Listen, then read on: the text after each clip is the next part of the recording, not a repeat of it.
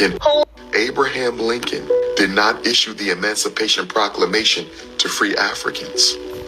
Abraham Lincoln issued the Emancipation Proclamation to destroy the unfair economic advantage of the Confederacy. Slavery was destroyed to end the unfair economic advantage of the Confederacy.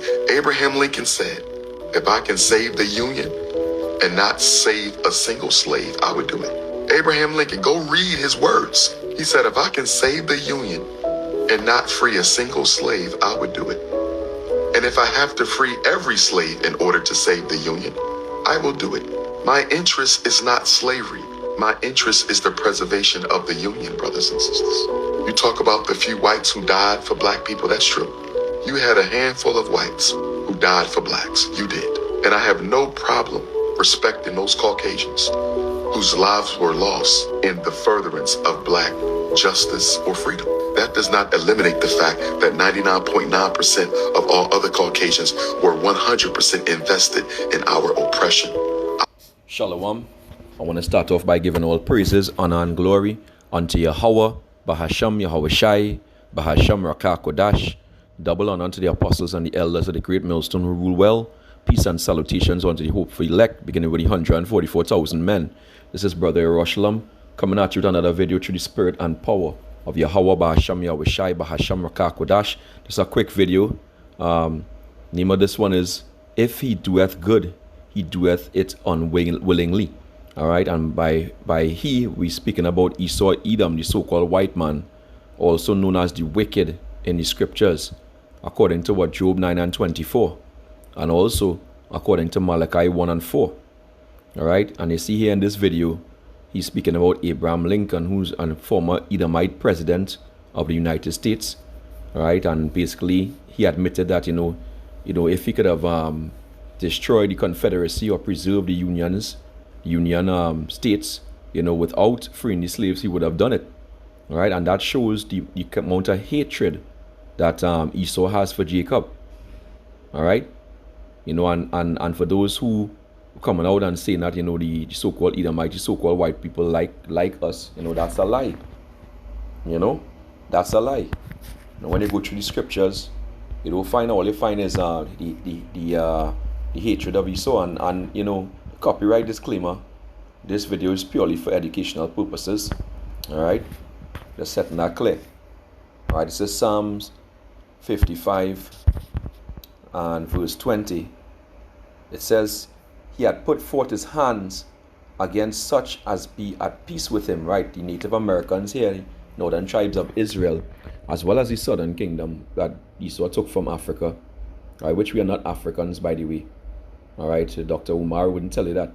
All right, we tell you the truth. We the prophets of the Lord, the men of GMS from the apostles on down, are giving you the 100% truth. All right, we are not Africans. We are Israelites. All right, the word African come from a Edomite, so-called white man, named Scipio Africanus. All right, and we are not Hamites. We are Israelites, descendants of Shem. All right, Negroes, Latinos, and Native Americans. That's for those of you who may be new. All right, but this devil, basically put his hands forth, as such as be at peace with him. We were at peace with him when he came here to the Americas. The natives, which are the northern tribes of Israel, they greeted him in peace. Christopher Columbus and other Edomites. All right, it says, even in the States, the same thing happened too, in the Caribbean, in the States. All right, but these Edomites came with war on their mind. Right, it says he had broken his covenant here. All the covenants these devils made with the Native Americans, etc., was broken. Right, the words of his mouth were smoother than butter, but war was in his heart. His words were softer than oil, yet were they drawn swords. Yeah, they were the ones saying, we want to emancipate your slaves, which emancipate doesn't mean freedom, by the way. It means a transfer of ownership. Go check the etymology. All right, go to the etymology online dictionary and check the etymology of emancipation. It does not mean freedom. It's a transfer of ownership. All right, pure and simple. All right, and that's what they did. They transferred ownership from the plantation slave owners to the state, which is a corporation owned by the banking elites. All right, so now you understand, your true situation. You're still in captivity. All right, Plain and simple. That's why they have laws like the 13th Amendment, the loitering laws, that if you don't have a job or you're gainfully employed, they throw your ass into prison, which basically make you back a slave. All right. What about the redlining laws, the housing, right? The inferior housing, all of it is against us. All right. So this devil, as I was saying, in the title of this video, all right, in the book of Sirach 14 and verse 5, it says what? He that is evil to himself, to whom will he be good? Yeah, these Edomites, especially these banking elites, the tribe of Amalek, they're evil even to their other fellow Edomites. All right? To whom will he be good? He shall not take pleasure in his goods.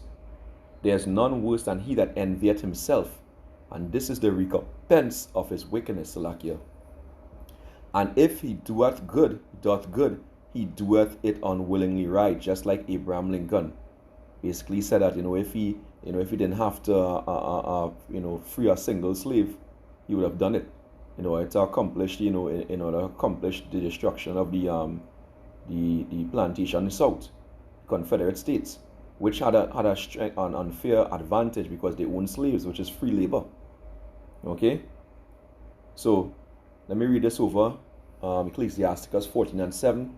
And if he doth good, he doeth it unwillingly, and at the last he will declare his wickedness. Right? And this is what this devil is getting ready to do.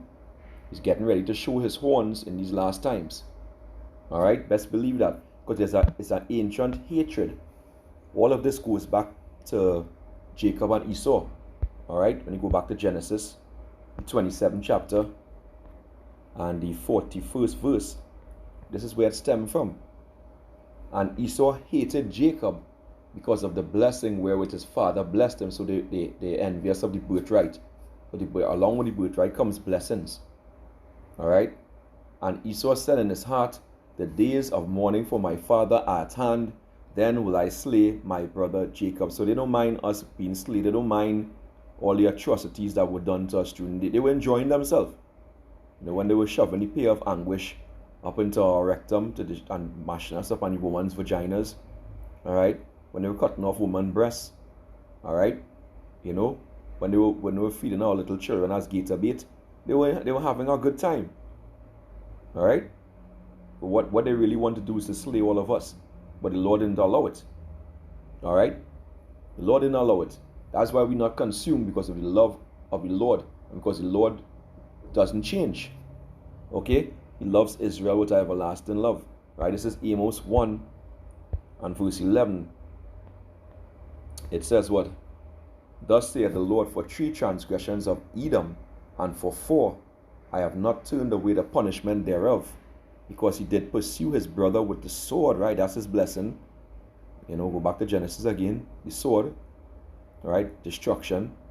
And did cast off all pities. Right? So just like Abraham Lincoln, what he said, that didn't sound like a pitiful words that came out of his mouth. No. All right? They don't care. Right, about us. And his anger did tear perpetually, and he kept his wrath forever. Right? He kept his wrath forever. So they don't mean us any good. That's why the scriptures say, never trust thine enemies, which Esau Edom is our enemy, according to, when you go back to Psalm the 83rd chapter, it gives a listing of our enemies. And first on the list is, guess who's first on the list? Esau Edom, the so-called white man. Right? It says, but I will send a fire upon Teman, which shall devour the palaces of Bozrah. Right? Teman is a tribe of Esau, and Bozrah, one of the capital cities of Esau Edom, which represents what in America in these times, Babylon the Great. Right? So this devil ain't got nothing good for us. All right? When you understand that, you understand a lot. Okay? And let's go back here and read out this last precept, Ezekiel 35 and verse 5. It says, because thou hast kept a perpetual hatred, and hast shed the blood of the children of Israel by the force of the sword in the time of their calamity, in the time that their iniquity had an end. Therefore, as I live, saith the Lord, right, I will prepare thee unto blood, and blood shall pursue thee, since thou hast not hated blood, even blood shall pursue thee. So, this devil, best believe he didn't want to see us free, right? He had no choice in the circumstances, all right, to basically stop the economic advantage of his fellow Edomites. All right, basically that's what it was, and so he did it. He so-called emancipated us, so-called freed us unwillingly, because they really have that hatred against us. They don't want to see us rise. They want to destroy us, as is evident by a number of different incidents when Jake rose up to prominence. Even in terms of the Black Wall Street, it was basically destroyed with slaughter. All right, so understand that. If he doeth good, he doeth it unwillingly. Pray this lesson was edifying. And I give all praises, honor, and glory unto Yahweh, Bahasham Yahushai, Bahasham Rakakodash. Double honor unto the apostles and the elders of the great millstone who rule well. Peace and salutations unto the hopeful elect. Till next time, Shalom.